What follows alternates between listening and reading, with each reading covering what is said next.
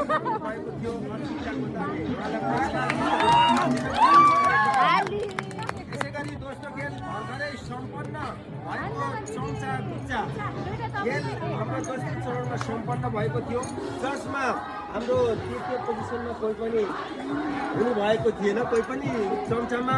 गुच्चा सकुशल लिएर कोही पनि निश्चित ठाउँ हामीले जुन ठाउँ तोकेका थियौँ त्यो ठाउँसम्म आइसक्नु भएन त्यसैले पहिलो र दोस्रो मात्रै हुनुभएको थियो सो चम्चा गुच्चा खेलको दोस्रोमा हुनुभएको थियो अस्मिता गोतामे त्यसै गरी चम्चा गुच्चा खेलको प्रथम स्थान हासिल गर्नुभएको थियो दिपा धमला त्यसै गरी हाम्रो तेस्रो खेल भर्खरै सम्पन्न भएको थियो एकदमै आकर्षक खेल सबैको लागि आकर्षक खेल थियो हामीले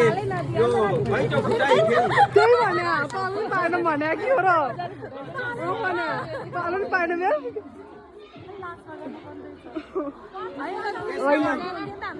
अञ्जना गौतम